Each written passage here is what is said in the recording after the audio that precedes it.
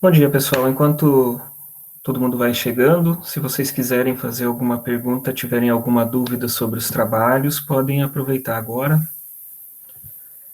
Se estiver tudo certo. Estão conseguindo postar as notícias direitinho?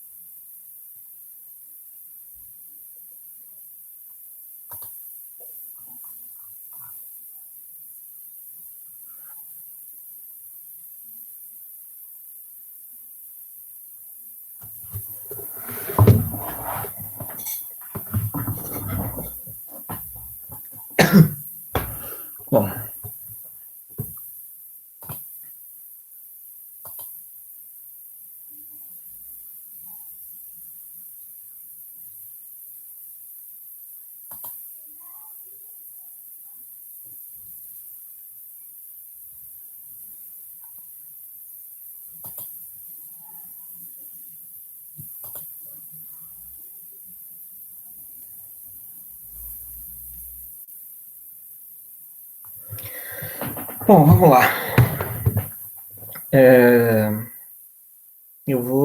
Na aula de hoje eu vou falar um pouco sobre produção científica para fechar toda a questão do método científico com vocês ainda.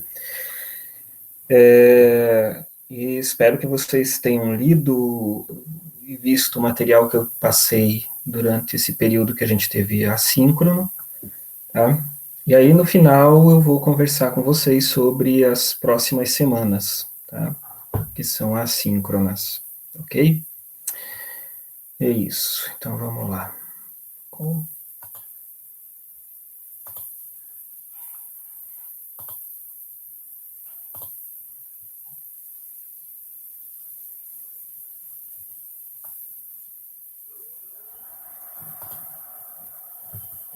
Certinho. Bom, tá todo mundo vendo a apresentação, né? A primeira coisa que a gente tem que pensa assim quando vai fazer ciência é qual que é o objetivo de se fazer ciência, né? Por que fazer pesquisa científica, né? Qual que vai ser o meu objetivo na minha pesquisa científica? Ou seja, eu posso ter várias ideias e fazer ciência como eu quiser, com a ideia que eu quiser, sobre o assunto que eu quiser, né? A gente já viu, né, que o que, que é ciência, o que, que é o conhecimento científico e o que, que é o método científico, e a gente busca, né, trabalhar em ciência sempre pensando nesses itens, nessas construções do conhecimento, né, do conhecimento científico, tá? Mas isso faz a gente pensar bem, ok, o método científico, eu posso usar o método científico para explicar uma série de coisas, mas para que eu vou fazer isso? Né? Da onde que vai vir a ideia para eu fazer uma pesquisa científica? Né? Porque no dia a dia, como a gente já viu, a gente já conversou, nem sempre a gente usa, né, o método científico. Tem várias soluções do dia a dia que a gente usa outro tipo de conhecimento. Então, ele não é prático para o dia a dia, para várias situações. Mas, enfim, quando eu quero mesmo fazer ciência, como é que eu vou chegar num objetivo, né? Bom, aí a gente pensa na ciência já no modo mais profissional, né, de trabalhar com ciência, né, e não para resolver questões do dia a dia. Então, se você vai trabalhar com ciência na sua vida profissional, aí a situação fica diferente, né? Então, aí você tem vários motivos pelo qual você vai fazer ciência. Tá? O primeiro deles pode ser o conhecimento pelo conhecimento. Você tem um intuito, tem a intenção, tem a vontade de fazer ciência, de uma forma que seja puramente para gerar conhecimento, né? Sem uma aplicação prática, tá? Porque no dia a dia as nossas decisões elas são práticas, né? Agora, quando a gente está trabalhando com o processo científico, nem sempre eu preciso de uma resposta prática, né? Eu posso ter o intuito de gerar conhecimento. E é assim que a gente acaba, no fundo, dividindo a ciência em dois principais ramos, duas principais áreas, né? Que é a ciência básica e a ciência aplicada. Tá? A ciência básica, pesquisa básica, ou ciência pura, como também pode ser tratado, ela é o tipo de ciência que busca gerar conhecimento. Tá? Ela não tem, naquele momento da pesquisa, uma aplicação prática definida. Tá? Então, o objetivo dela é puramente gerar conhecimento. E aí, dentro dessas pesquisa básica, a gente pode classificar, pode colocar, por exemplo, boa parte da química, física, biologia, né? Essas ciências da natureza, em muito em muitos aspectos, elas se encaixam dentro da ciência básica, dentro da pesquisa básica. Tá? Você está fazendo uma pesquisa de taxonomia vegetal, por exemplo, isso é pesquisa básica. Tá? Por quê? Porque isso vai gerar conhecimento, mas não necessariamente implica em um ganho aplicado, né? Em aplicação de alguma coisa. Tá? Ciência aplicada seria a geração de conhecimento para resolver um problema. Tá? Para resolver um problema normalmente humano, certo? Então, engenharias em geral não são pesquisa básica, engenharias em geral são pesquisas aplicadas, né? Porque elas têm a intenção de gerar um produto, né? Ou gerar um produto, ou gerar um serviço, ou gerar um conhecimento que está diretamente aplicado ao ser humano, tá? É claro, não só o ser humano, pode ser alguma outra situação, mas normalmente, gente, é o que o ser humano precisa, perguntas e problemas que o ser humano precisa resolver na hora. Né? Então, é isso mais ou menos que a gente pode dividir aí a ciência pura da ciência aplicada. Às vezes não tem muita a linha entre as duas nem sempre é tão clara, tá? Nem sempre é tão dividida. Porque às vezes você pode fazer uma ciência pura que ela já tem um direcionamento para aplicação. E, na verdade,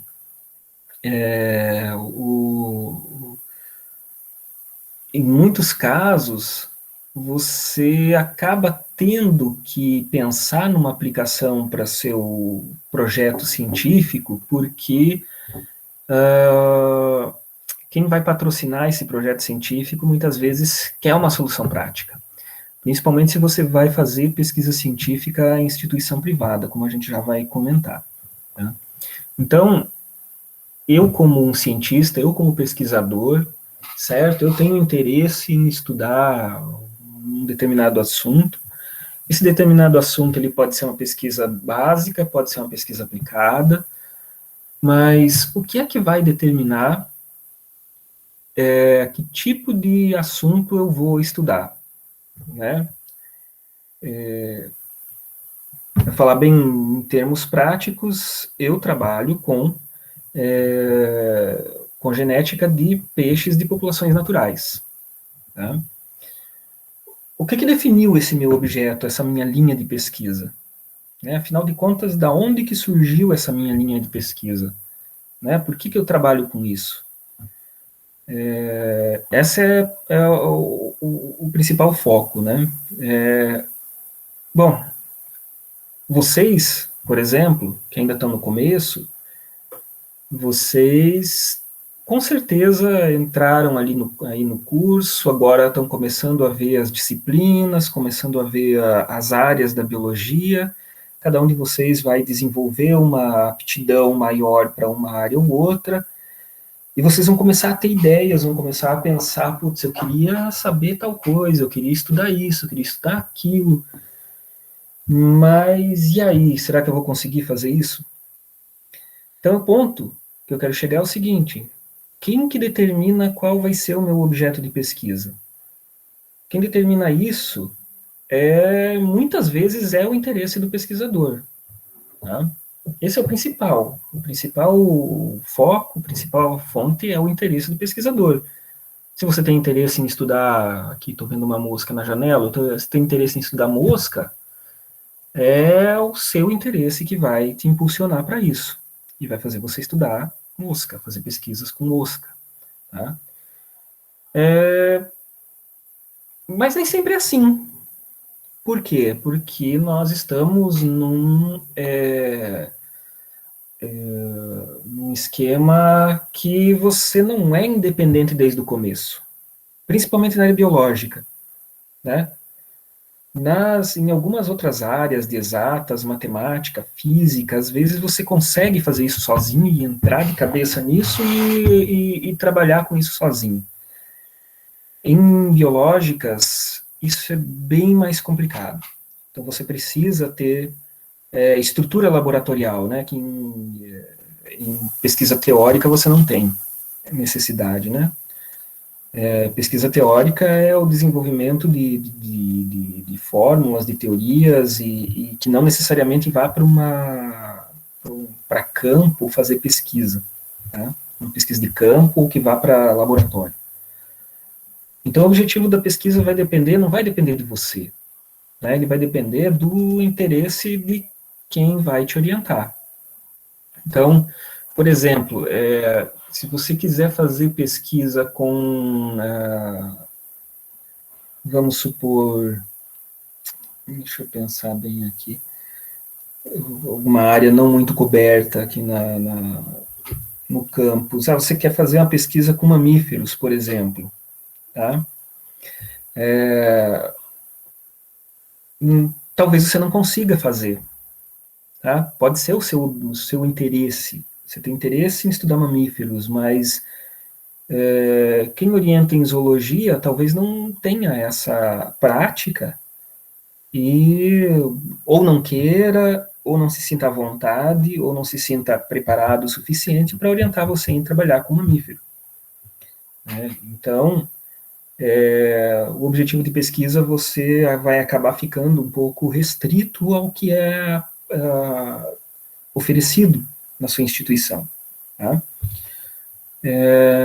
Quando vocês entram na universidade, que a gente começa a conversar sobre as vantagens e desvantagens de um curso numa cidade pequena, de um curso em um campus isolado, essa é uma das desvantagens que eu falo para vocês. Né? Não tem todas as áreas do conhecimento da biologia para vocês poderem optar por fazer um estágio, por fazer um trabalho. Então, isso dificulta um pouco, né? Limita, na verdade, um pouco aquilo que vocês, o interesse de vocês e para onde vocês vão. Tá? Mas, por outro lado, não existe problema nenhum em você começar a fazer pesquisa com uma área que não é exatamente o que você queria, para você poder ir pegando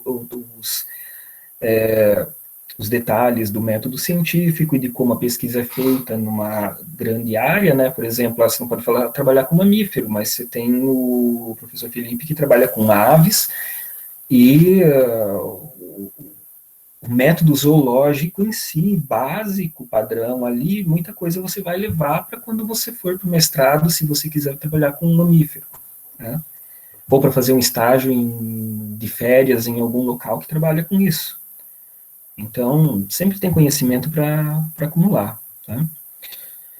Então, o objetivo de pesquisa ele depende do interesse do pesquisador, só que muitas vezes você fica limitado por conta do seu empregador, por conta do seu orientador ou supervisor. Né? Se você vai para ser um pesquisador em uma instituição aberta, como uma universidade, muitas vezes você tem liberdade para você trabalhar com aquilo que você quiser. Eu não fui, quando eu entrei na UFV, eu não fui obrigado a abandonar a linha de pesquisa que eu vinha desde a minha graduação para chegar aqui e fazer outra coisa. Né? Eu pude continuar com a minha linha de pesquisa aqui. Isso é diferente, por exemplo, se você entra em uma instituição privada em que você tem um objetivo de pesquisa delimitado pelo interesse do empregador. Você entra numa empresa, por exemplo, de biotecnologia, de desenvolvimento de semente, de melhoramento de trigo, você vai ter que trabalhar com aquilo ali. Mesmo que você, eu queria trabalhar com planta nativa, mas não, você vai ter que trabalhar com trigo porque a empresa faz isso. Aí você vai ter que desenvolver toda a tua pesquisa no interesse da empresa. Né? Então, o que um pesquisador vai escolher trabalhar, tá? Vai definir a linha de pesquisa, depende também de quem ele está, para quem ele está trabalhando. Tá? Normalmente, uma pesquisa científica, como eu já falei para você, você pode fazer em casa, né?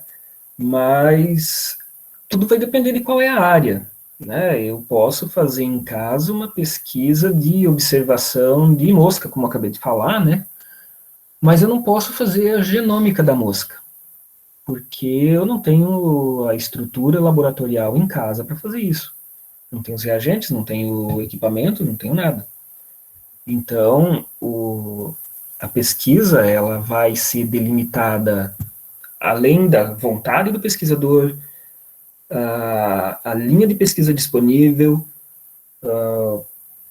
o interesse do seu empregador e também da estrutura que você tem. Então, a estrutura também é um limitante naquilo que você pode fazer. Tá?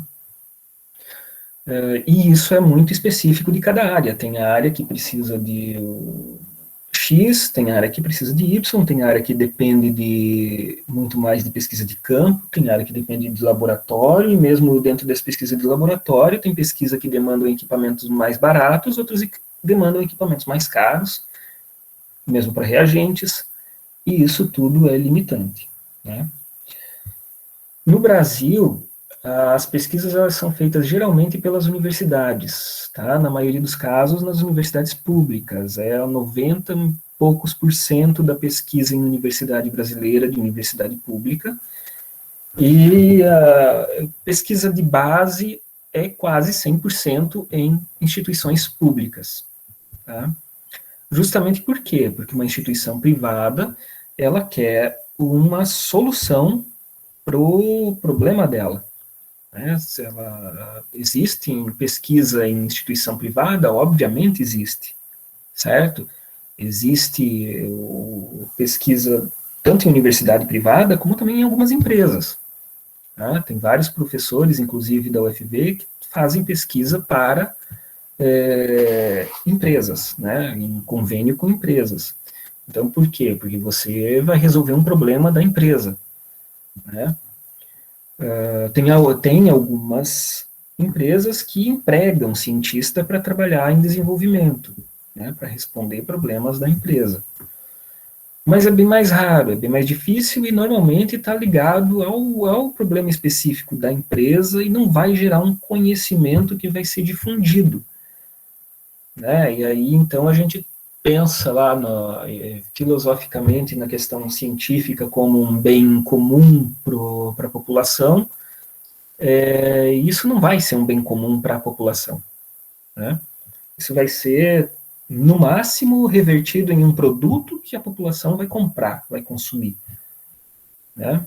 Mas não estará disponível para outros cientistas. Tá? Não vai gerar publicações que vão estar disponíveis para outros cientistas. Tá? O que são as publicações? Publicações é quando eu divulgo a minha ciência para outros cientistas. Tá? Eu posso gerar um conhecimento prático fazer uma publicação e repassar isso para outros cientistas que vão utilizar esse conhecimento prático. Resolução de problema mesmo que seja. Mas quando você está trabalhando numa empresa, essa empresa não quer que todo mundo saiba, né? A empresa que está desenvolvendo um determinado medicamento não tem interesse que o cientista que está desenvolvendo esse medicamento publique. Tá? Ele pode publicar o quê? Algum resultado de teste de eficiência, né? Se deu certo, funcionou, foi bom, ele vai incentivar a publicar isso. Agora, toda a parte básica ele esconde. Né? Por quê? Porque não é do interesse divulgar. Né? Porque ele não quer que esse conhecimento seja divulgado. Né? A única parte do conhecimento que ele quer que seja divulgado é que funciona. Tá? As pesquisas em instituições privadas, ela tem crescido ultimamente, mas mesmo assim é bem tímido, tá? E, como eu disse, bem relacionado com os problemas específicos da empresa, e é por isso que não aparece muito fora. Né? Isso no Brasil, lá fora é um pouco diferente, lá fora dependendo do país, você vai ter mais ou menos pesquisa sendo realizada em locais privados, tá? Só que, em muitos casos, mesmo a pesquisa sendo feita em local privado, o financiamento dela muitas vezes é público, como acontece nos Estados Unidos. Se fala muito que a pesquisa nos Estados Unidos acontece em universidade privada, e as pesquisas são em empresa e não sei o que lá, mas o financiamento dessas pesquisas, em grande parte, é público, mesmo nas instituições privadas. Tá? E claro, isso é diferente em alguns outros locais, né? E por caso assim, eu quero começar a fazer pesquisa, o que eu tenho que fazer, né? Quero ser um cientista e fazer ciência mesmo. Não quero trabalhar com parte técnica do curso. Eu quero trabalhar com a parte de pesquisa do curso. Você começa normalmente pelo que a gente chama de iniciação científica. Tá? A iniciação científica é o desenvolvimento de projeto de pesquisa, tá? Que você faz enquanto você está na graduação. Tá? Esse desenvolvimento de projeto de pesquisa, ele envolve você conversar com os professores que orientam na área que você tem mais afinidade, que você acha que tem mais afinidade, e aí se eles têm vaga, eles deixam você trabalhar e no fim você vai ter o seu projeto para desenvolver dentro dessa linha de pesquisa. Né? Que é determinada por ele, que às vezes, conversando, você consegue até mudar algumas coisinhas, né? Mas, em geral, vai ser dentro da linha de pesquisa do seu orientador. Depois disso, você tem também a pós-graduação, que você vai desenvolver projetos de pesquisa, então você vai fazer pesquisa científica. Pós-graduação, basicamente, a estrito sensu, que é mestrado e doutorado. E também em alguns estágios, né? Você pode fazer alguns estágios em algumas instituições em que, nesse estágio, você vai desenvolver pesquisa. Tá? Isso inclui pós-doutorado. Pós-doutorado é um estágio, né, onde você vai para desenvolver um projeto de pesquisa, muitas vezes bem seu, bem particular, né, dependendo do seu supervisor. Tá? Então, o ponto aqui é que você pode fazer pesquisa, sim, em vários níveis, mas começa, em geral, ali na sua graduação, tá? E não tem aí um pré-requisito, os pré-requisitos, na verdade, eles são dos orientadores, né? Os orientadores é que definem se você pode, no primeiro ano do curso, entrar num projeto de pesquisa, ou se você tem que estar no segundo ou terceiro ano para entrar num projeto de pesquisa, se você tem que ter feito X disciplina ou a disciplina Y, enfim, isso aí vai depender de cada um dos orientadores, os critérios dependem deles. Tá? Então, para quem quiser, eu só sugiro que aqui agora conversando bem especificamente sobre vocês, né? Sugiro que comece o quanto antes vocês se sentirem preparados para isso, tá? Coisas que vocês têm que levar em consideração quando vocês vão têm a intenção de fazer uma pesquisa científica a pesquisa científica vai te demandar tempo, tá?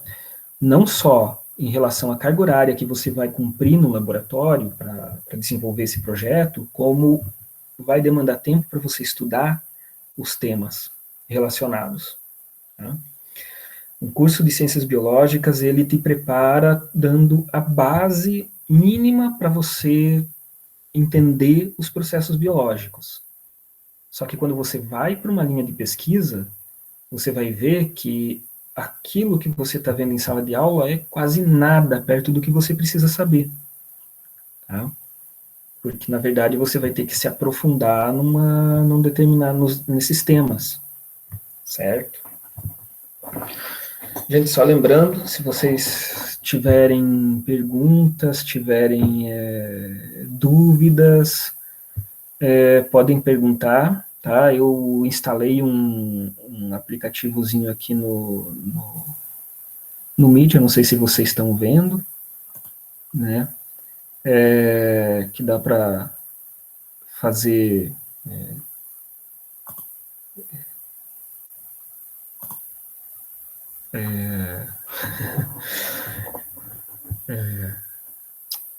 droga, cumprimentos e etc. E se vocês quiserem falar, só avisar, tá? Eu tô com o chat aberto aqui também, é só falar. Se tiverem dúvida. Então, gente, lembrem disso, tá? Quando vocês se sentirem preparados, o quanto antes vocês se sentirem preparados e forem procurar a linha que mais tem afinidade com vocês, que vocês mais tenham afinidade, né? Pensem sempre nisso, porque vai demandar tempo, tanto para ir para um campo ou para o laboratório, como vai demandar também tempo para estudar coisas extra, tá? E mais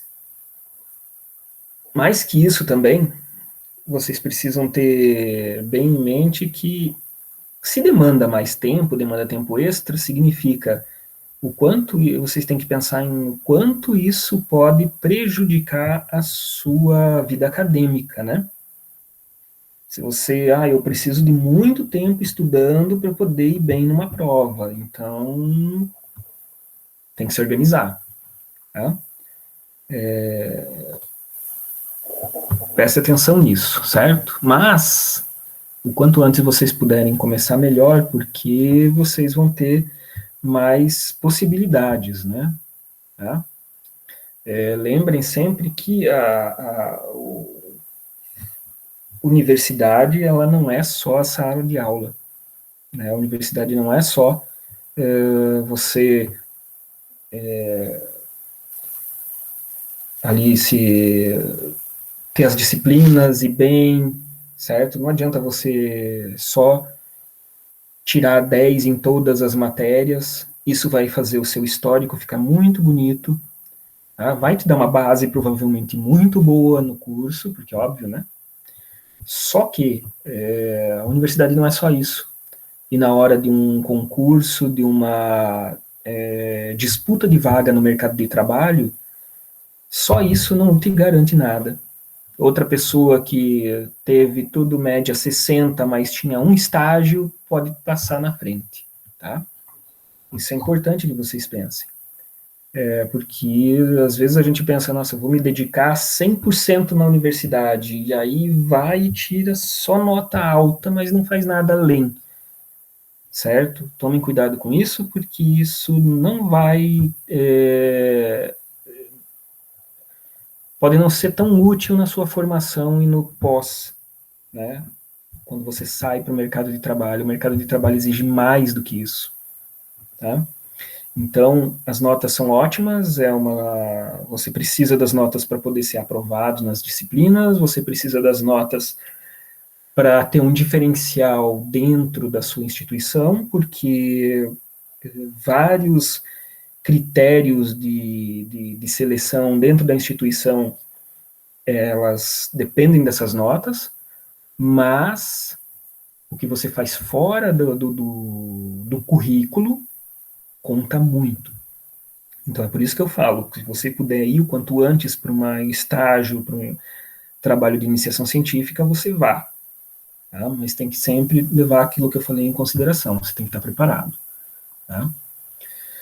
Bom, tendo em mente isso aqui, você pensa o seguinte, beleza, como é que então começa uma pesquisa científica, né? Eu tenho ali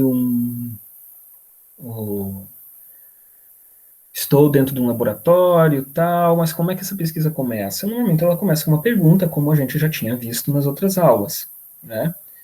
Eu tenho que ter uma pergunta e eu quero responder essa pergunta, tá? E aí, então, para eu responder essa pergunta, eu preciso escrever um projeto.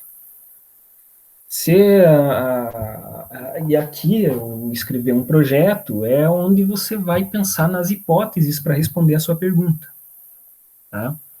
Então, você tem que pensar ali em todas as hipóteses possíveis para responder a sua pergunta, e aí você também vai para aquela última aula, quando eu falei sobre o método científico, né? Você tem que fixar variáveis, verificar quais são as variáveis da sua pergunta, né? Elaborar o experimento, certo? Elaborar um experimento e prever o resultado para você poder ter o teste da hipótese.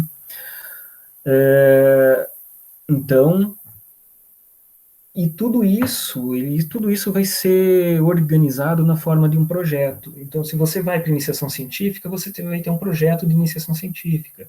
Se você vai fazer um mestrado, doutorado, você vai ter o projeto do mestrado, o projeto do doutorado, né? Que você vai ter a pergunta que você quer responder, as hipóteses que você vai levantar e qual a metodologia que você vai utilizar, tá? Então, tudo isso tem que ficar bem claro nesse projeto. Tá? Eu não vou entrar aqui em detalhes de ABNT e etc., que é a metodologia científica, é outra disciplina. Estou falando aqui de modo mais geral, né, o que você precisa. Tá? Agora, uma coisa importante para o seu projeto, tá, é que você, para poder elaborar uma hipótese, você tem que recorrer aos trabalhos que foram previamente desenvolvidos, né, para você não reinventar a roda, né? O seu projeto ele tem que ter uma fundamentação teórica, que é o que a gente chama. E essa fundamentação teórica, que é o que eu quero focar mais aqui hoje, é que eu preciso ter informação sobre o que já foi estudado. Eu não adianta eu falar para vocês, olha, eu quero estudar, vamos supor, a estrutura do DNA, né? Eu quero estudar a estrutura do DNA. Beleza, como é que é a estrutura do DNA? E aí eu fazer um projeto e não ler o trabalho do Watson e Crick, né? E os anteriores a eles também. Por isso eu faço isso, eu vou reinventar a roda, eu vou refazer um trabalho que já foi feito, né? Então eu tenho que recorrer à bibliografia para entender o que já foi feito, para aí então eu chegar na minha pergunta. Tá? Então a minha pergunta não pode ser qual é a estrutura do DNA, né? Ah, mas eu posso ter alguma dúvida ainda em relação à estrutura do DNA. Ah, tal detalhe não ficou muito bem explicado. Bom, então tá, eu fundamento isso com a literatura para demonstrar que aquele detalhe X não ficou muito bem explicado, né? Ou que naquelas condições X, Y, Z não ficou muito bem explicado. Então eu vou estudar a estrutura do DNA naquelas condições X, Y, Z, porque aquilo não ficou muito claro. Ok, tá? Aí tudo bem. Agora, aí você usou o recurso que é o que os outros fizeram, né? Os cientistas atuais, os cientistas, eles conseguem formular perguntas importantes quando eles estão apoiados na fundamentação teórica anterior. Tá? Então, por isso é importante saber e compreender e entender os trabalhos anteriores.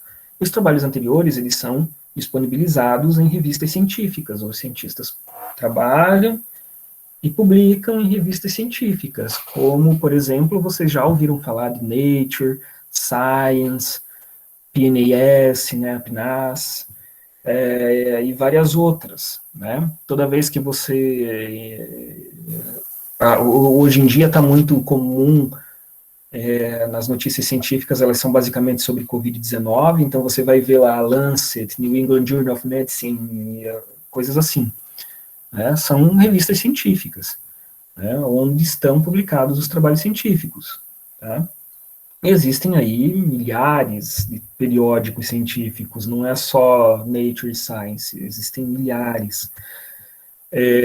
Cada um tem uma proposta, então tem coisas bem amplas, tem revistas científicas bem amplas, como a Nature Science, que publicam trabalhos científicos em todas as áreas do conhecimento, como tem coisas bem mais específicas, tem revistas específicas de zoologia, Zoology, por exemplo, Frontiers in Zoology,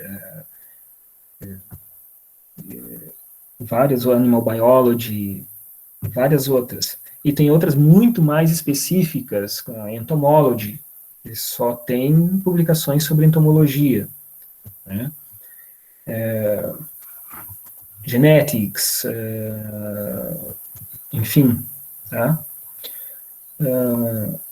E isso significa que você tem aí uma opção muito grande de locais que os cientistas podem ter publicado, tá? Então isso é uma coisa assim meio problemática, né? Olha, tem um monte de local que o cientista pode ter publicado, não é só Nature Science.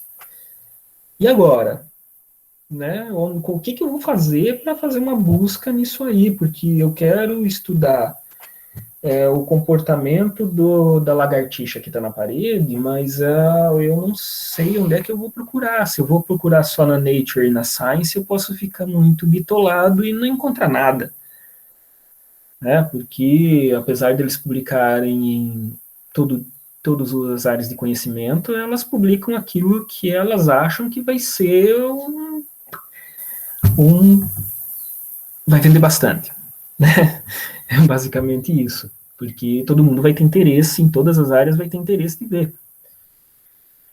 Vai ter uma, um alcance maior, né? Porque as revistas são privadas, né? Elas não são, as revistas científicas, elas têm interesse comercial, a gente tem que pensar sempre nisso, tá?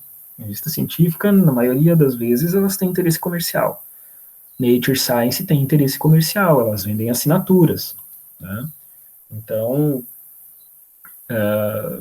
elas vão vender assinatura para quem tem interesse e você vai assinar se você continuar com interesse naquele assunto, né? Então, por isso que elas têm que caprichar ali no que elas vão publicar, tá? Mas existem várias outras, e como é que você vai fazer, né, para pesquisar em todas elas? É difícil, você vai uma por uma, procurar lá algo sobre comportamento da lagartixa. Tudo bem, só que tem um outro detalhe, para eu estudar o comportamento da lagartixa, eu tenho que entender a anatomia dela, eu tenho que entender a fisiologia dela, né? Eu tenho que entender a taxonomia dela, eu tenho que entender várias coisas que não é só o comportamento da lagartixa, né? Uma pergunta, nem sempre você vai conseguir uma base, fundamentação teórica única em um ponto só, em uma fonte só. Tá? Nunca fiquem nisso, nunca fiquem em uma fonte só. Se o seu trabalho é comportamento de lagartixa, você tem que entender o resto sobre ela também. Tá? E aí como é que você faz? Né? Bom, existe aí... deixa eu ver aqui, eu acho que eu pulei uma coisa.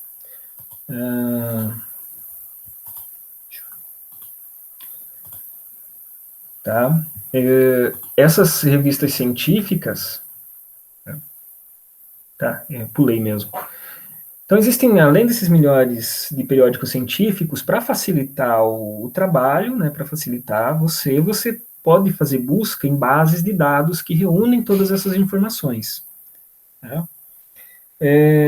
O que são essas bases de dados? Elas vão reunir tudo. Hoje a gente está falando aí de era da internet, né?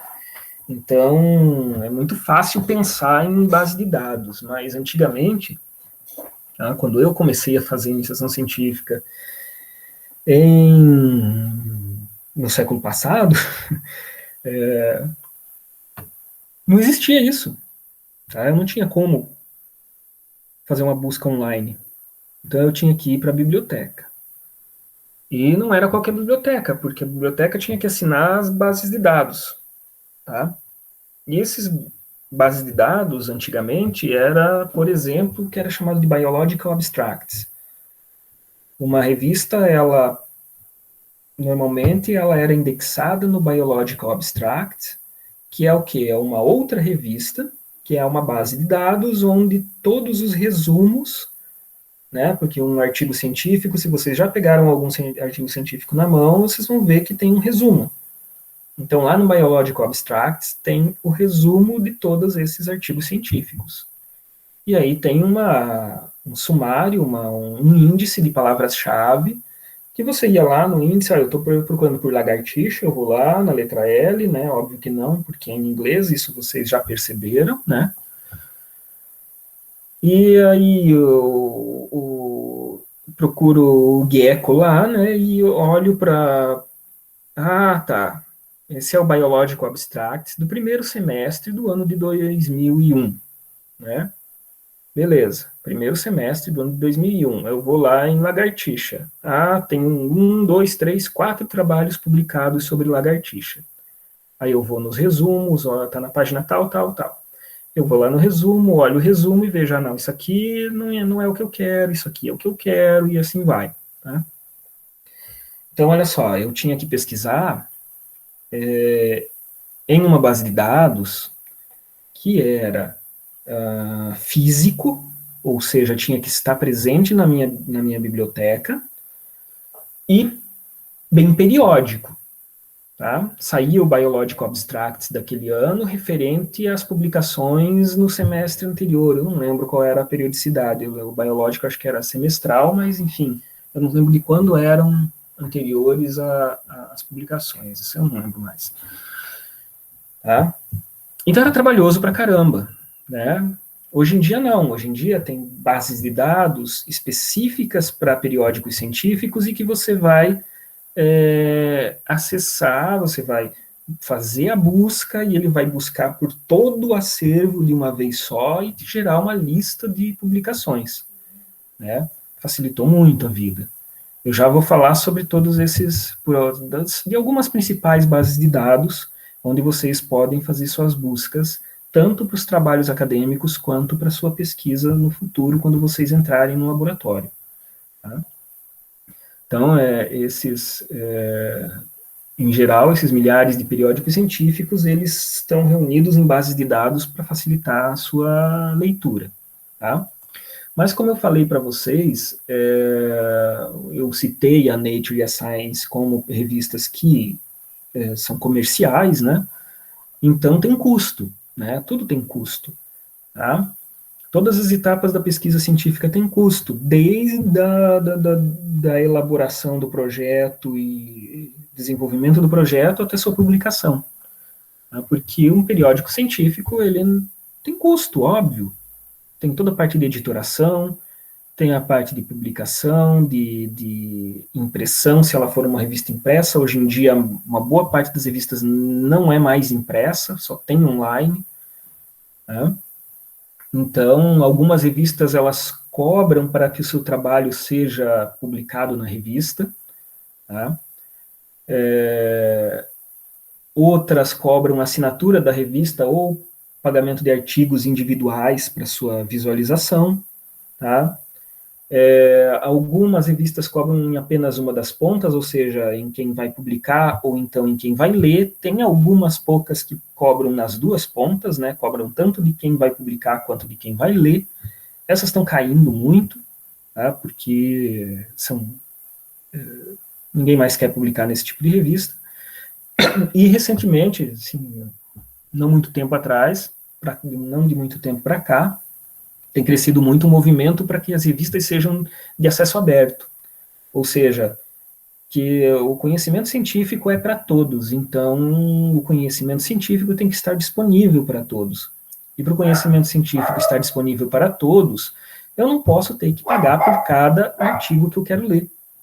Né? Porque vocês pensem bem, vocês têm que fazer uma pesquisa científica, desenvolver um projeto, escrever um projeto, vocês precisam, vocês precisam ler 20, 30 artigos ou mais. Pensa vocês terem que pagar por cada um desses artigos. Cada um desses artigos custa aí 20, 30 dólares. Tá? É inviável. Ninguém tem dinheiro para isso. Tá? Em ciência, ninguém tem dinheiro para isso. Tá? O Tony Stark teria, mas ele não existe. Então, ninguém tem. Tá? Então, como é que você vai fazer isso? Você não vai fazer ciência desse jeito. A ciência ela tem que ser disponibilizada. Né? Então, cresceu muito esse movimento do acesso aberto, as revistas serem gratuitas. Bom, mas se ela vai ser gratuita para quem lê, alguém tem que pagar a conta. Ou você tem um financiamento de alguma fonte, né? Um financiamento de sociedades científicas, por exemplo, ou então o cientista tem que pagar quando ele for publicar. E aí, para pagar para publicar, você tem desde revistas que custam aí uns 80 euros para publicar, até revistas que custam 3 mil dólares, 5 mil dólares para você publicar um artigo. Tá? Então, tá aí tá outro problema, né? Você desenvolve um projeto de pesquisa e eu quero publicar numa revista fantástica. Ah, mas essa revista fantástica cobra 5 mil dólares para publicar. Seu artigo pode ser fantástico, seu artigo pode ser excelente, vai ser o artigo mais citado. Não importa se você não tiver esse dinheiro, você não publica lá. Aí você vai ter que se contentar com uma outra revista. E eu já vou falar também sobre como é que a gente classifica as revistas, né? Enfim, então esse é o ponto, né? Você quer publicar, você quer desenvolver sua pesquisa, dinheiro vai estar sempre relacionado, sempre você vai precisar disso. Tá? Bom, e as bases de dados? Bom, as bases de dados, algumas são gratuitas, né? Pelo menos para você fazer a pesquisa, tá? Isso é importante porque, óbvio, a base de dados em si é uma propaganda. Então, isso é mais interesse da revista, então a revista banca e as bases de dados, elas são públicas. Então, se fazer pesquisa, você pode. Né? Acessar o artigo, aí já é uma outra história. Né? Aí já é mais difícil. Bom, uma das bases de dados que eu recomendo é o Cielo. Tá aqui o link. Né? O Cielo ele é uma organização da América Latina. Tá? A FAPESP é uma das instituições que banca. Tá? É um projeto público, certo? Que a ideia dele é oferecer uma biblioteca online dos artigos publicados na América Latina. Tá? Em geral, assim, isso mudou, está mudando bastante porque as próprias regras da Cielo estão mudando, já mudaram, tá? Mas você encontra ainda muitas publicações em português no Cielo, tá? De revistas que estão lá desde o começo, porque hoje, para entrar no Cielo, já não pode mais a revista ser em português. Tá? E isso aqui agora eu entro numa coisa que eu não sei se vocês perceberam quando eu falei os títulos das revistas, né? Todos os títulos das revistas que eu falei para vocês são em inglês. Por quê? Porque o inglês é a língua da ciência. Tá? Então, se você quer ser cientista, uma das coisas que você tem que fazer é aprender inglês. Tá? Não tem como fugir disso. Tem que aprender inglês. Porque a maior parte dos artigos que você vai ler são em inglês. Tá? E por que que são em inglês? É o país que domina, né? A Inglaterra, ela montou um império no mundo inteiro, né? E depois da Inglaterra ter montado império no mundo inteiro, você tem os Estados Unidos como o poder econômico que domina o mundo inteiro. Então a língua é o inglês, tá? A língua da ciência é o inglês, por enquanto, né? Até que os chineses tomem conta, né? E aí vai ser um outro problema, né? Mas, é claro, eu digo para vocês, tem que dominar o inglês, tem que aprender inglês, mas o principal é leitura, tá? Porque, mas você vai escrever um artigo, você vai escrever um artigo em inglês. Para ter uma noção, as próprias revistas brasileiras, elas já são em inglês. Tá? Várias delas, muitas delas. A revista da Sociedade Brasileira de Genética sempre publicou em inglês, apenas em inglês. Tá? Hoje ela se chama Genetics and Molecular Biology. Tá? Toda a publicação em inglês. Vamos mudar isso, diz a Laísa, é impossível. Impossível. O único jeito de mudar isso seria mudar completamente a dinâmica e a economia mundial. Tá? Não tem jeito. O inglês acabou sendo a língua oficial e vai ser assim, é super possível, né? E vai ser assim para sempre, tá? Vai ser muito difícil. Eu acho que o maior risco que tem é o mandarim ou alguma língua chinesa tomar conta, porque tem muita publicação em chinês, tá? Os chineses, eles muitas vezes publicam muito na sua própria língua. Tem revista em espanhol, tem revista em português, tem revista em todas as línguas, tá? Só que vocês têm que perceber o seguinte, tá? Revistas em línguas próprias, como revistas em português, você realmente acha que um pesquisador dos Estados Unidos vai ler o seu trabalho, tá? Publicado em português? Não vai. Tá? Você acha que um pesquisador da Alemanha vai ler o seu trabalho publicado em português? Não vai. Você pode ter descoberto a cura da AIDS, né? Não vai, tá? Não vão ler, né? Esse é o ponto. Você vai publicar só para quem fala a sua língua, tá? Então, por isso que todas as revistas, elas estão em processo, existem revistas publicadas no Brasil em português, existem várias, mas o alcance delas é pequeno, tá? Elas ficam limitadas a quem fala português, porque os outros não vão ler. É a mesma coisa que, tem um artigo escrito em chinês, você vai ler? Você não vai ler. Nós não vamos ler, Estados Unidos não vai ler, a Alemanha não vai ler, ninguém vai ler. É para eles, tá? Às vezes, quando o assunto ele é muito fechado, ele é um assunto que é de interesse puro e exclusivo do Brasil, né? Aí vale a pena você escrever em português, tá? Você está fazendo uma pesquisa que, dane-se, o pessoal lá de fora não vai ter interesse mesmo, né? É um tema que é do povo brasileiro, né? É da pesquisa do Brasil. Então, ok, você coloca numa revista em português que não vai ter problema, né? Esse não é demérito, tá? A gente tem que entender também um outro detalhe, não é demérito. A gente tem que entender e saber dimensionar até onde a nossa pesquisa vai, né? Qual que é o público-alvo da nossa pesquisa, né? Eu faço uma pesquisa básica que não é de interesse geral, então às vezes não compensa eu publicar em inglês porque eles não vão ler lá fora do mesmo jeito, né? Então não tem problema publicar em português. Então vocês podem fazer busca em periódicos em português, que nem sempre isso vai ser uma pesquisa menor, né? Isso só significa que o alcance dessa publicação não é de interesse amplo, tá? Quanto mais amplo é o interesse, melhores revistas você publica, obviamente, mas nem sempre uma pesquisa que foi publicada em português é uma pesquisa ruim, ela pode ser uma pesquisa muito boa, mas ela não tem um foco para o mundo inteiro, né? Um chinês lá não vai se importar com isso, né? Então, ok, então você publica em português. Né? Não é assim...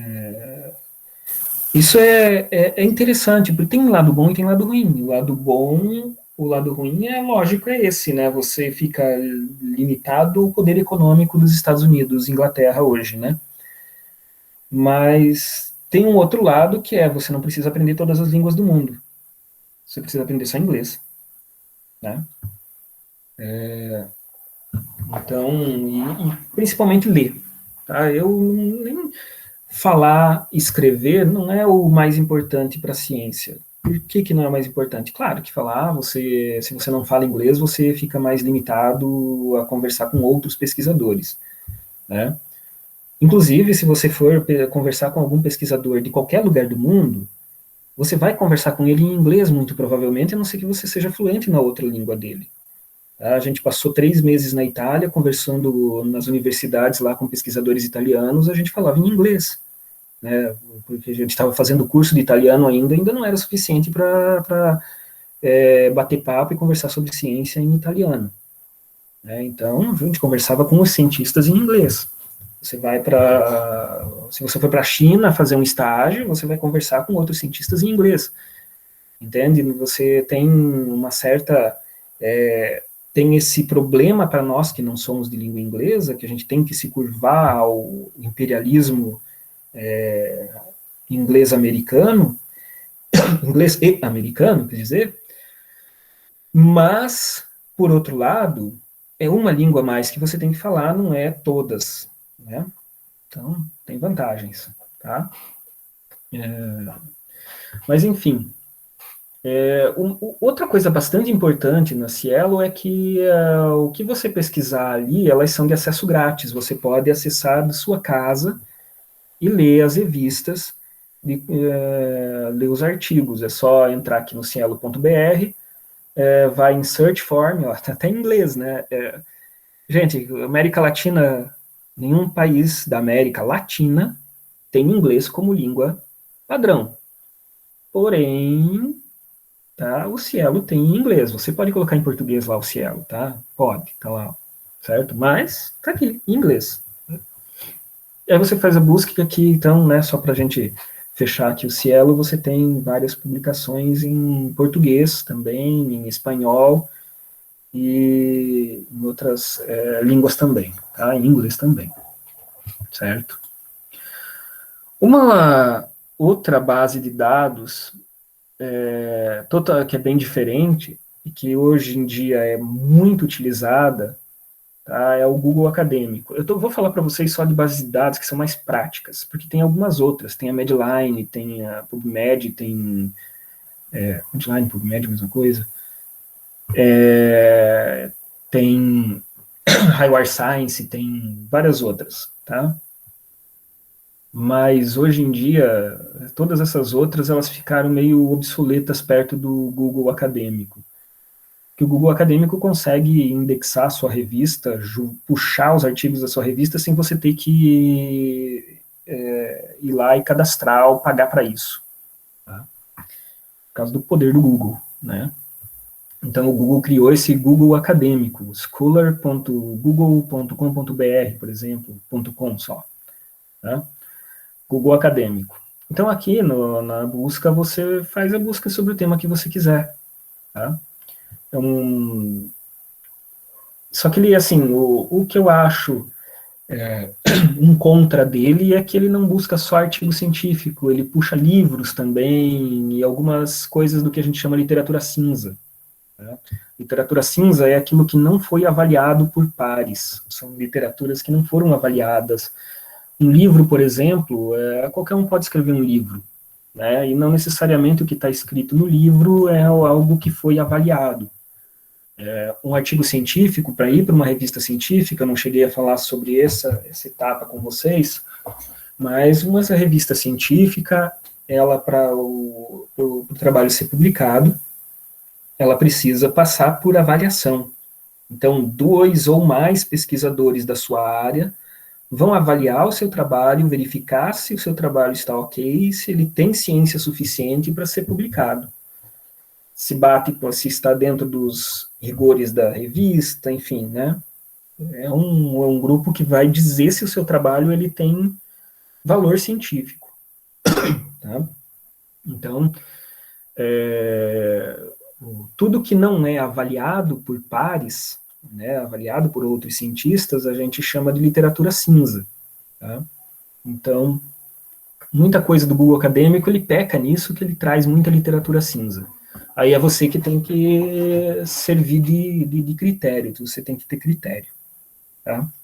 Com o tempo, a gente vai desenvolvendo esse critério de falar, olha, isso aí foi do livro um pé atrás, né? Vale, mas é um pé atrás. Tá? Se eu vou citar alguma coisa da área de biologia da célula, por exemplo, eu não vou pegar o Alberts e citar o Alberts. O Alberts é escrito baseado em artigos científicos, eu tenho que ir lá no artigo científico para citar aquela informação. Tá? Então, o Google Acadêmico tem esse problema, tá? Mas ele inclui na base de dados dele, ele é quase completo.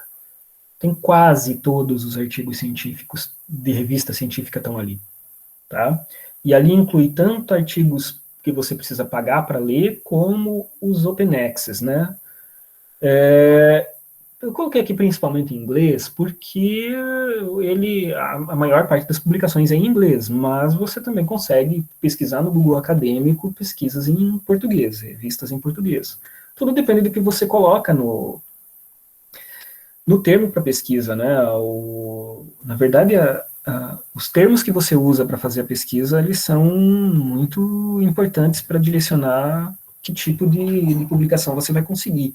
Se você colocar termos em português, dificilmente você vai encontrar em revistas que publicam em inglês, né? Bom, e aí, esse problema aí com os artigos, você vai lá, faz uma busca, de repente, pá, eu queria ler um artigo, mas esse artigo eu tenho que pagar $30 para ler. O que eu faço? Né? Eu só vou falar aqui de meios legais para fazer pesquisa, tá, gente? Porque vocês sabem muito bem e a gente pode até conversar informalmente sobre outros meios, mas né, não posso aqui endossar numa aula gravada, né, obviamente, endossar atividades não legais, lógico. Mas, enfim, o fato é o seguinte, já há muito tempo, o Brasil assina uma boa quantidade das publicações do mundo, tá? Através do que é conhecido como Portal Periódicos CAPES. CAPES é o órgão do MEC que é responsável pela capacitação do ensino superior e, com isso, você tem acesso, eles assinam os periódicos científicos e você pode ler, tá? Através do periódicos CAPES, isso se torna acessível, essas publicações, em qualquer universidade federal. Todas as universidades federais têm acesso a uma grande quantidade dos artigos científicos. Várias outras instituições também que fazem parte tem convênio, tá?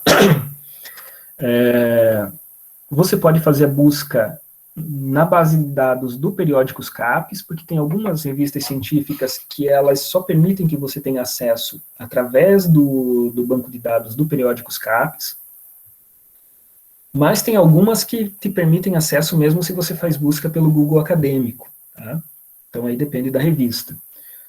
De qualquer forma, são revistas que são assinadas e que têm acesso na universidade pública. Então, se você está num computador da universidade pública, você tem acesso. Mas e se você está em casa, né? Ainda mais agora, estamos em home office, né? Como é que fazemos? Tem um jeito, porque tem um proxy da universidade, que você, com o seu login e senha básico da sua universidade, você consegue acesso usando esse proxy, seria como se você estivesse acessando a partir do computador da universidade, tá? É por isso que em muitos casos cortam vários, quando você está acessando por esse proxy, corta vários sites do mesmo jeito que corta quando você está na universidade, tá? Bloqueia, né? Enfim, então você pode fazer isso de casa, tá? Cada universidade tem a sua, suas regras para acesso ao proxy, o endereço do proxy. Se vocês pesquisarem no Google protocolo tutorial proxy UFV, você vai achar como colocar o proxy da UFV na sua máquina, ligar o proxy da UFV e acessar os periódicos. Tá? Então, como eu disse, você pode acessar direto do Google Acadêmico para algumas revistas, mas para algumas outras você tem que vir aqui no Periódicos CAPES, tá? Aqui nos Periódicos CAPES ele é um pouco mais chato para fazer busca e tal, mas de qualquer forma você consegue. Entra lá, ciências biológicas, insere o termo que você quer fazer a busca e você vai buscar, tá? Então você pode fazer ali como você quiser, tá? O Google Acadêmico, ele é interessante, depois vocês podem lá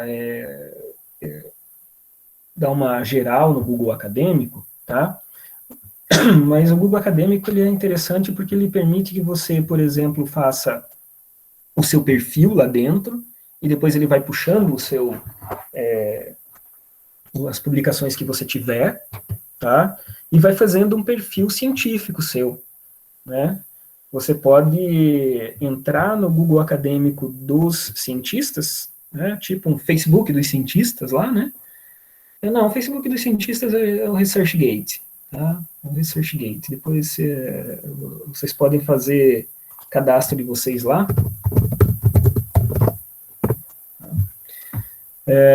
Mas aqui no Google Acadêmico você tem o perfil dos cientistas, você pode assinar para receber, cada vez que um cientista publica e você recebe informação, recebe um aviso, né? Você pode fazer uma busca sobre um termo e aí cada vez que surge um artigo novo daquela área, você recebe um aviso. O Google Acadêmico ele tem muitas funções, além de você só simplesmente fazer a busca, tá? É bem bacana, vale a pena olhar lá. Tá? Bom, tendo aí vários meios de se fazer busca, tá? Vários meios de se publicar, tem revistas desde a Science Nature até revistas que publicam só em português. Como é que você sabe, como é que você faz para ter uma ideia de que essa publicação é melhor ou é pior, né? Tranquilo, Alisson, sem problema. Depois você pode pegar a gravação e ver de novo, né? Não tem problema nenhum. O ponto seguinte, tem que sempre lembrar que só dá para entrar na aula com o e-mail da universidade. Esse é o principal detalhe, né?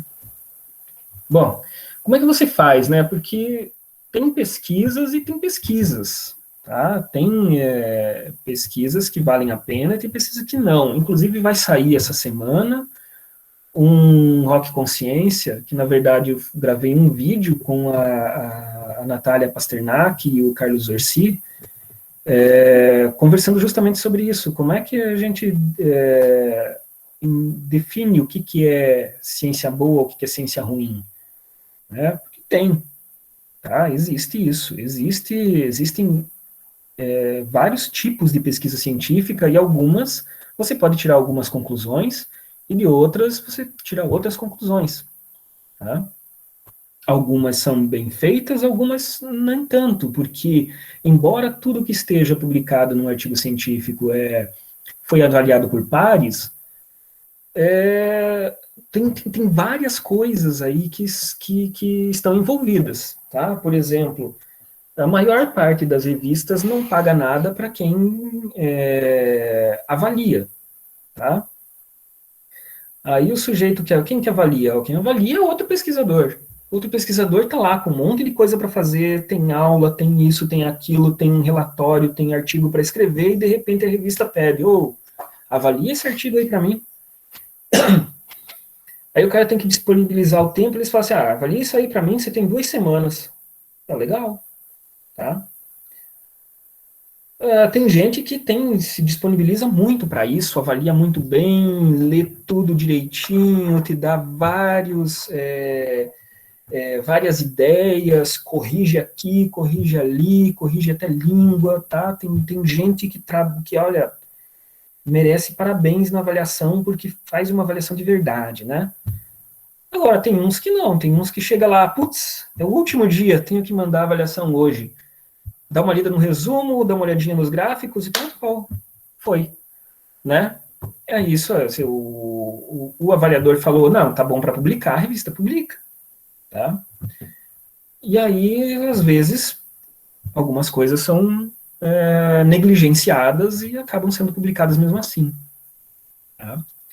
Então, tem revistas que têm mais critério para publicar, tem revistas que têm menos critério para publicar. O ideal para quando a gente vai avaliar um artigo é avaliar artigo por artigo, tá? Porque tem artigos que são muito bons, muito bem avaliados e que estão em revistas, digamos assim, menores. Tem artigos bem meia boca que são publicados, por exemplo, na Lancet, né? Teve vários esse ano por causa da Covid-19, artigos muito ruins que foram publicados em revistas de ponta. Tá? Então, quando a gente vai pensar em avaliação, né, em medir qualidade da publicação, existem aí vários índices para isso, que eu já vou conversar, eu vou falar, porém, o ideal mesmo é você avaliar artigo por artigo. Tá? Esse é o critério do leitor é muito maior, é o que tem que prevalecer. Né? Você tem que ter senso crítico o suficiente e para isso você precisa ter uma base suficiente, tá? Para você poder avaliar o que você está lendo. Tá? Então, não é porque está publicado na Nature ou na Science que é o melhor tipo de ciência possível. Não, porque tem artigo de base de homeopatia publicado, não sei, agora não lembro se é Science ou Nature, tá? Tempos depois foi revisado e refutado e colocado para escanteio, mas acontece, tá? Então, principalmente no mundo em que a gente vive hoje, né, em que você segue um padrão que é publique ou pereça, tá? Ou seja, ou você publica ou você vai caindo no esquecimento. Quanto menos você publica, menos chance você tem como cientista de obter recursos para você fazer mais ciência e publicar mais. Tá? É um círculo vicioso. Né? Sem recurso, você não consegue fazer ciência, se não consegue fazer a ciência, você não consegue publicar, se você não consegue publicar, você não consegue mais recurso para continuar fazendo ciência. Isso faz com que muita porcaria seja publicada. Né? Por quê? Porque você tem que publicar qualquer coisa, tudo de qualquer jeito, porque é número. Né? Então aí vem aquilo, ó, vamos publicar um monte, publicar número. Bom, mas o que adianta se você tem 100 artigos publicados, mas que na verdade você poderia ir publicar uns 30 artigos razoáveis, juntando as informações que estão ali, ou talvez até uns 10 artigos bons, né? Que serão mais citados, né? Porque uma publicação, quando ela é boa, tá? Quando a sua publicação ela tem um interesse mais amplo, quando ela tem um interesse, quando outros pesquisadores olham para além e falam, olha, isso aqui é uma publicação que é importante, né? Essa publicação é bacana, eu vou citar no meu projeto, vou citar no meu artigo, tá? Então, isso é o que vai ser mais importante no seu artigo. Tá? Então, em muitos casos, mais do que o número de trabalhos publicados que você vai ter, importa quanto você é citado. Tá?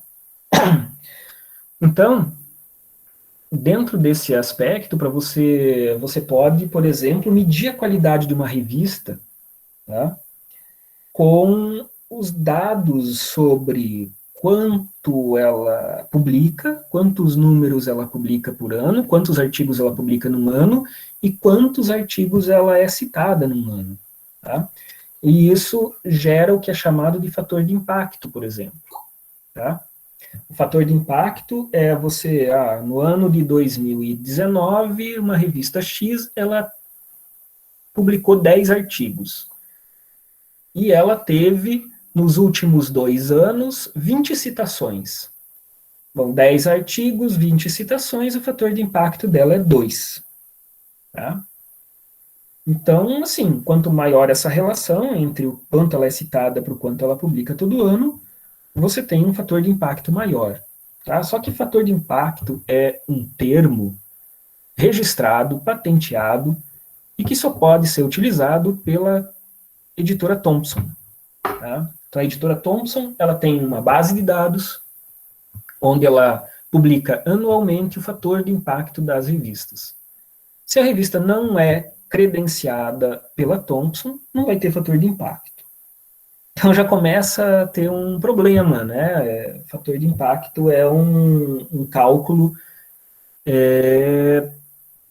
privado, tá? Então tem várias críticas ao fator de impacto. Um deles é porque ele é de uma empresa privada, né? Não são todas as revistas.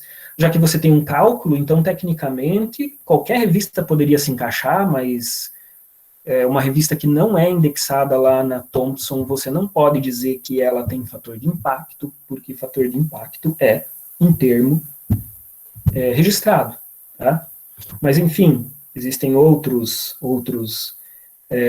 nomes que se dão para a mesma coisa e outras revistas elas colocam aquilo ali, né, para dizer qual é o impacto dela. Tá? No Brasil, o MEC, ali na CAPES, fizeram um outro critério de avaliação de revista que se chama Qualis. É uma avaliação que ela é realizada pelos comitês de área da CAPES, tá? Bastante questionada e questionável, mas existe ali, então você sempre fica de olho. Agora, eu sou um cientista que eu publico, e onde é que eu vou publicar o meu artigo? Bom, eu tenho que pensar se o meu artigo ele é amplo o suficiente para eu ver uma revista com fator de impacto mais alta, um qualis mais alto, ou se ele é um artigo que não é tão amplo, então eu posso publicar numa revista de um fator de impacto mais baixo. Tá? Isso não significa nada sobre o seu artigo. Se você publica numa revista com fator de impacto baixo, não significa que seu artigo é ruim. Significa que ele tem um interesse menos amplo, né? Do que se você conseguir publicar numa revista com fator de impacto mais alto. Quanto mais alto o fator de impacto, mais difícil de você publicar na revista. Tá? Porque elas vão criando critérios para direcionar para um tipo de leitor. Né? Eles vão querer revistas que tenham conclusões que são aplicadas para mais do que um tipo de pesquisador para que seja mais citado. Né? Então, uma publicação que por isso que eu falei para vocês antes, se eu tenho uma publicação que o interesse do tema é basicamente nacional, eu não vou conseguir publicar isso numa revista com fator de impacto 10, por exemplo. Tá? Porque essa revista com fator de impacto 10, ela com certeza vai ser em inglês, certeza absoluta, tá? Ela vai ter um público-alvo específico e só vai publicar se o seu artigo atender a todo o público-alvo dela, não só aos brasileiros. Tá? Então, isso não significa que a sua pesquisa é ruim, significa que a sua pesquisa não é ampla o suficiente, não é de interesse amplo o suficiente. Tá? Então as revistas têm fator de impacto, tá? Isso classifica revista, não classifica o seu artigo. O seu artigo, o que classifica ele é quantas vezes ele for citado, por exemplo. Tá? Eu tenho lá artigo que foi citado 10 vezes, 100 vezes, 800 vezes. Depende, são artigos que você pode falar, esse artigo é melhor, né? Esse artigo não é tão bom, esse artigo não foi muito citado. Às vezes não é nem porque o artigo é bom, não, mas é porque o interesse não é tão grande, tá? É um interesse mais específico, tá? Você tem pesquisas que o interesse é mais restrito, certo? Então é o seu artigo que tem o mérito. Por isso que eu falei para vocês antes, ó, o que vai medir o artigo específico é quem está lendo, tá? Você é que vai ler o artigo científico, é que tem que ter capacidade o suficiente para avaliar se aquele artigo científico é bom ou não é, certo? Não é porque está na revista X, não é porque está na Lancet, que é um artigo ótimo. Não, pode ter falha metodológica lá, sim. Tá? Pode ter artigo lá na Lancet que vale menos, assim, cientificamente, do que um artigo publicado numa revista em português. Pode ter, tá? Outra coisa que a gente pode fazer também é avaliar o pesquisador, né? Será que esse cientista, ele é um cientista que tem mais alcance internacional, ou alcance mais amplo? Aí você tem alguns índices que vão ser específicos para o pesquisador, como o índice H, o índice I10. Índice H é assim, quantas revistas, quantos artigos você tem publicado, cujo número de citações é igual ao número de artigos. Tá? Por exemplo, vamos supor que eu tenho um artigo publicado e ele tem uma citação. Então, o meu índice H é 1. Tá? Se eu tenho 2 artigos publicados e só e cada um deles tem uma citação, tá? Então o meu índice H continua sendo 1. Se eu tenho 2 artigos publicados, os 2 têm 2 citações, então meu índice H é 2. Se eu tenho 50 artigos publicados, 10 deles têm pelo menos 10 citações, então eu tenho o índice H 10. Tá? Então, esse índice H é o quantos artigos você tem com esse exato número mínimo de citações. Tá? Lá no Google Acadêmico, por exemplo, você pode entrar no Google Acadêmico dos cientistas e ver qual é o índice H de cada um deles.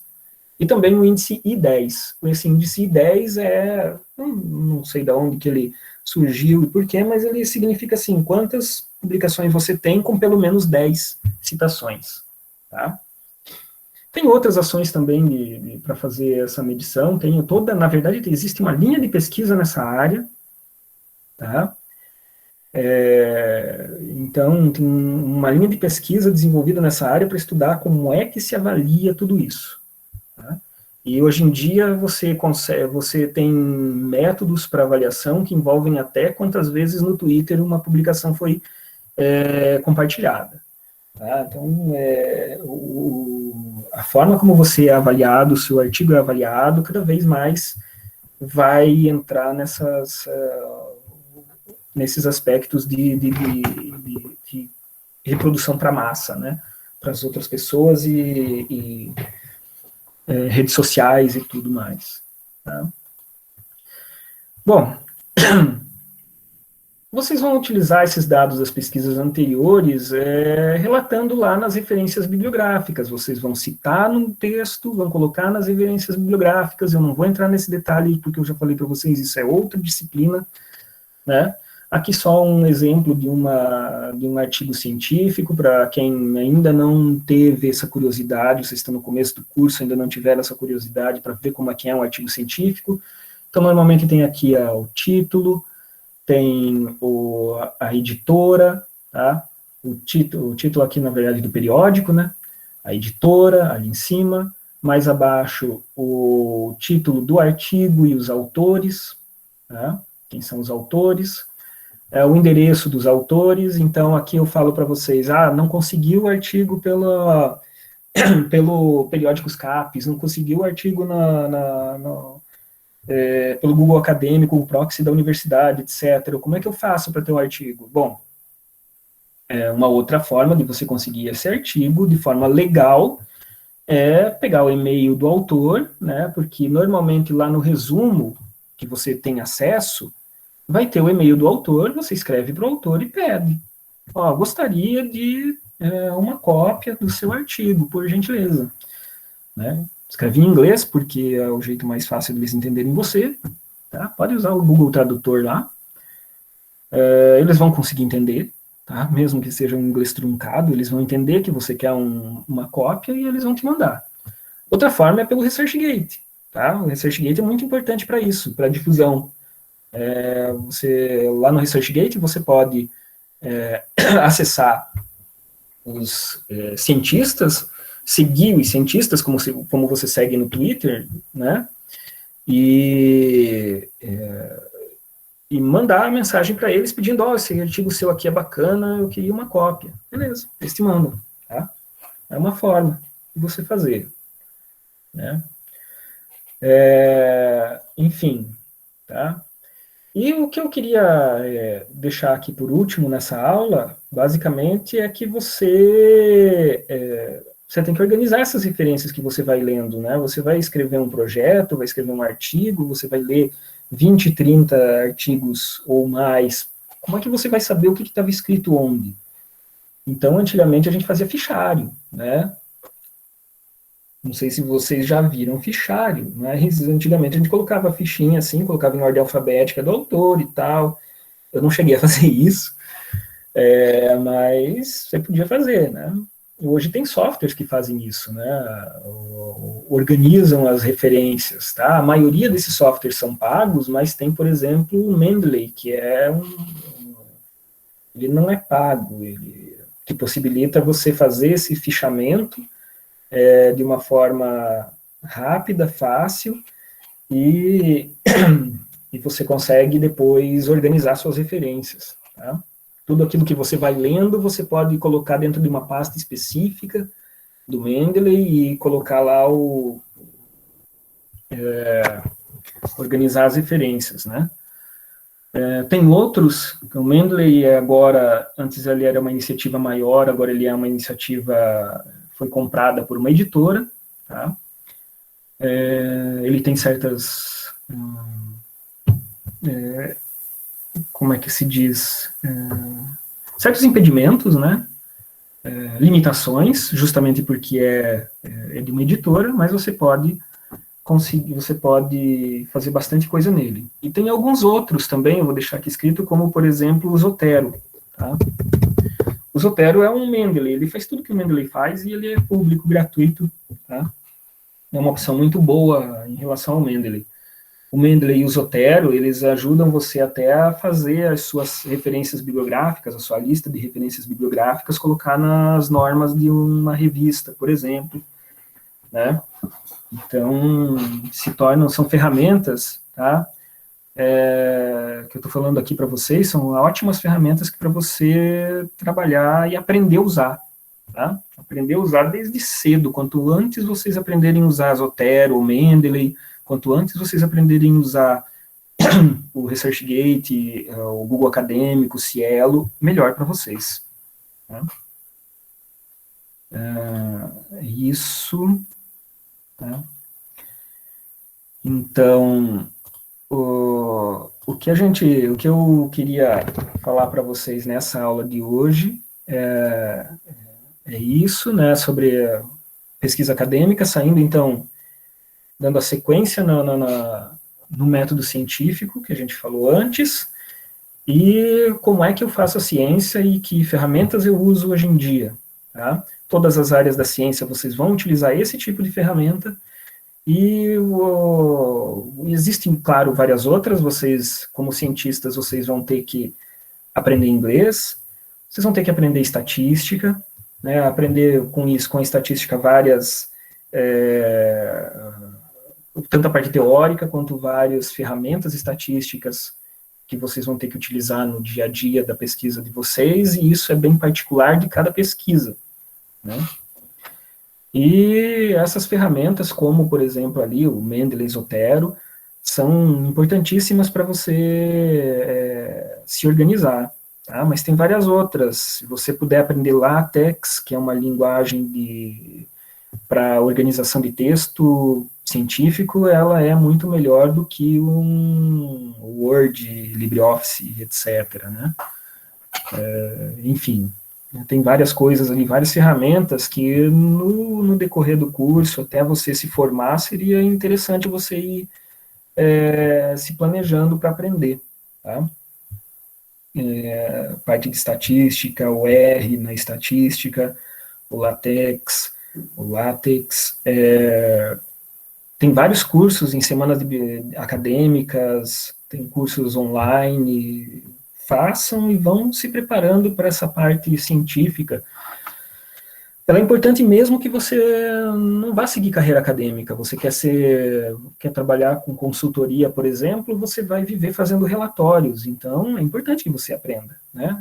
Essa parte da pesquisa, ela é extremamente importante, tá? Ela vai te ajudar não só para quem vai fazer só pesquisa acadêmica, mas ajuda os demais também, em outros aspectos também, tá? Então, acho que por hoje é isso. Alguma dúvida sobre esse tema? Né? Nada? Tá. A gente fica de olho sempre lá no, no Classroom, tá? Que eu sempre coloco os links das atividades lá, certo? As atividades assíncronas que nós vamos ter daqui em diante, elas são relacionadas com outro tema, tá?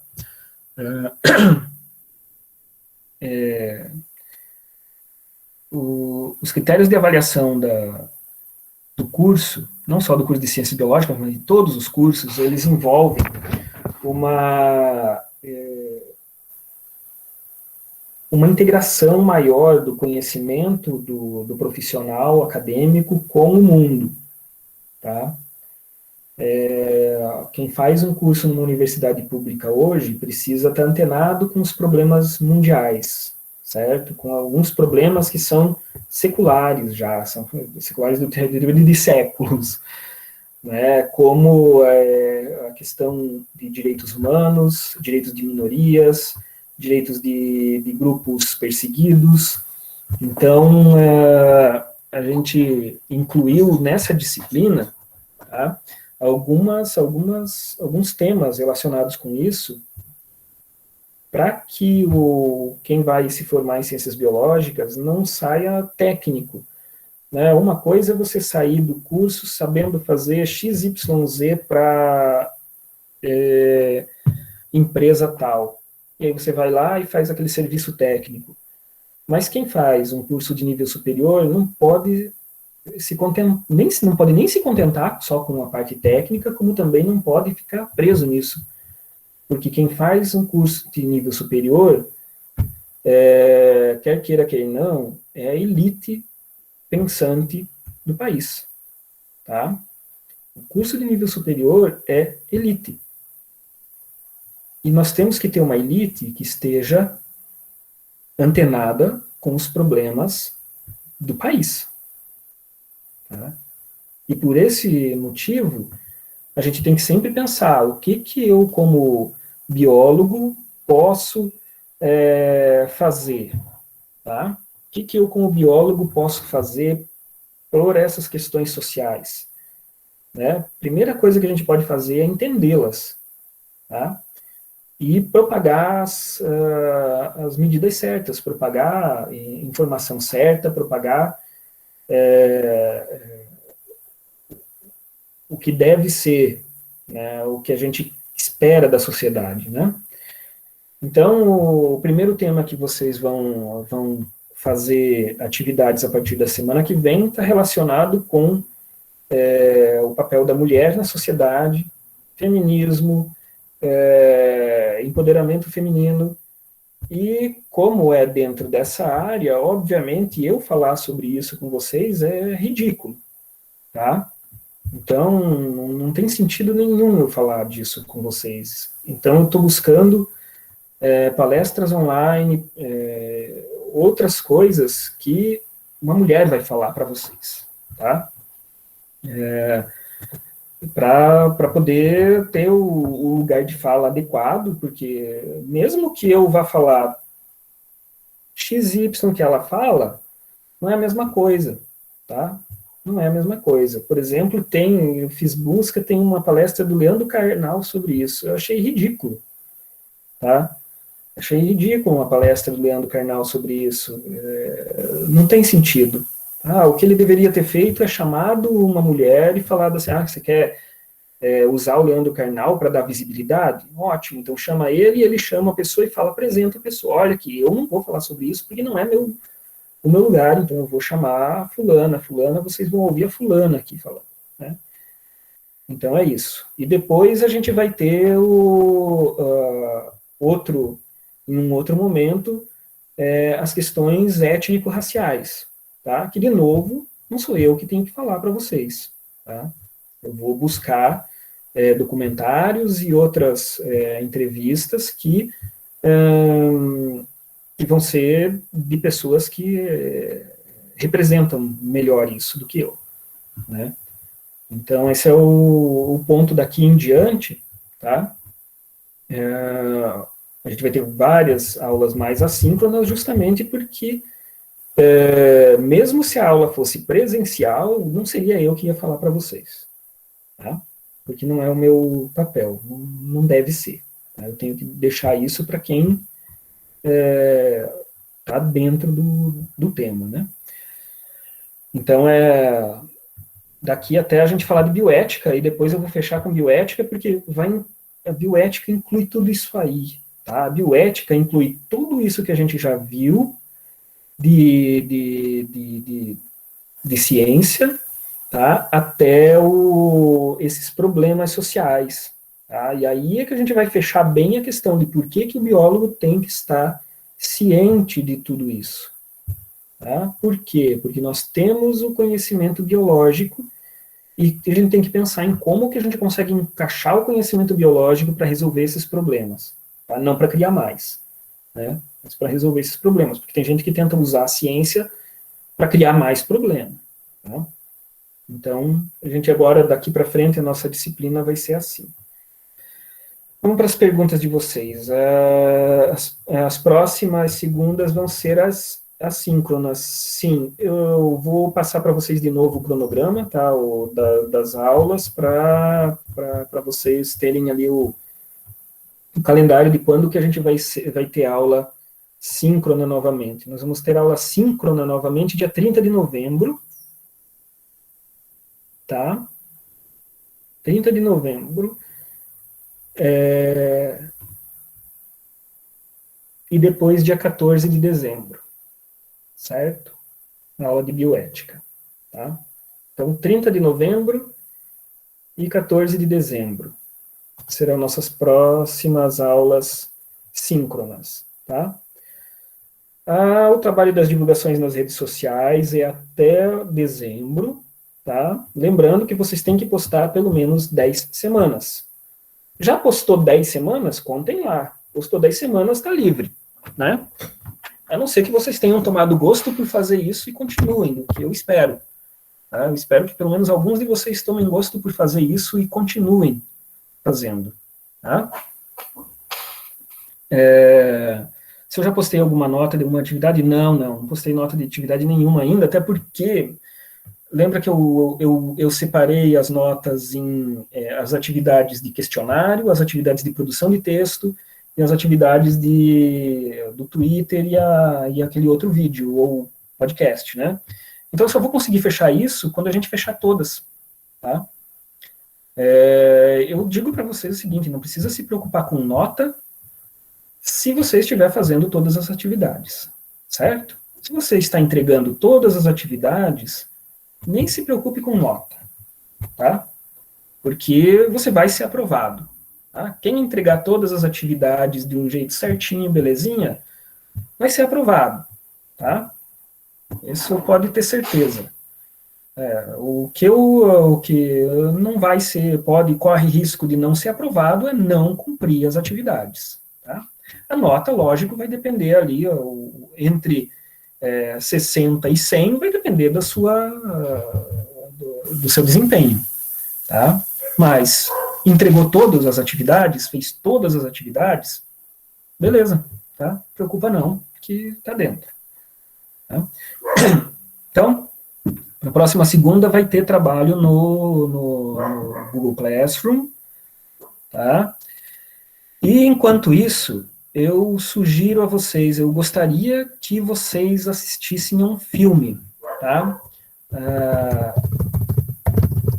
Gostaria que vocês assistissem As Sufragistas, tá? Alguém já assistiu As Sufragistas? Suffragette em inglês, né? Esse filme é sensacional, tá? Então, eu gostaria que vocês assistissem esse filme. Eu acho que não tem nenhuma plataforma de streaming, infelizmente. Parece que já teve na Netflix, mas acho que já saiu. Deem um jeito, tá? Nem se for alugar no YouTube, dá para alugar filme no YouTube, você aluga lá R$6, R$6,90, é uma locadora, né? Se acharem outro jeito também, né? Pegar emprestado com alguém, etc., né? Que eu não vou falar aqui, mas tem por aí, vocês sugiro fortemente que vocês assistam, que esse filme é bem bacana, tá? E vai ser importante para a atividade da próxima semana, certo? Então assistam Sufragistas para a atividade da próxima semana, tá?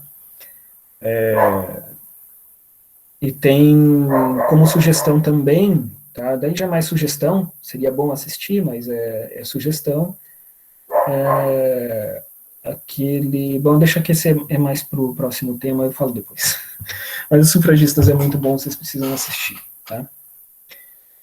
E, então, é isso. Durante a semana eu dou mais um aviso para vocês e na segunda-feira, isso, você tem um amigo pirata, conversa com ele lá que ele te empresta, tá? Um amigo que usa tapa-olho e tem um papagaio, né? Eles normalmente emprestam esse tipo de coisa, pode conversar. Se na próxima semana, então, no horário de aula vai ter uma atividade para vocês fazerem, tá?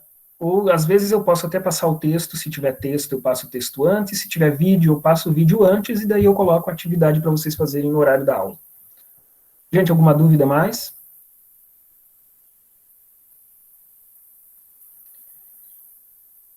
Então vou encerrar a gravação por aqui. Por hoje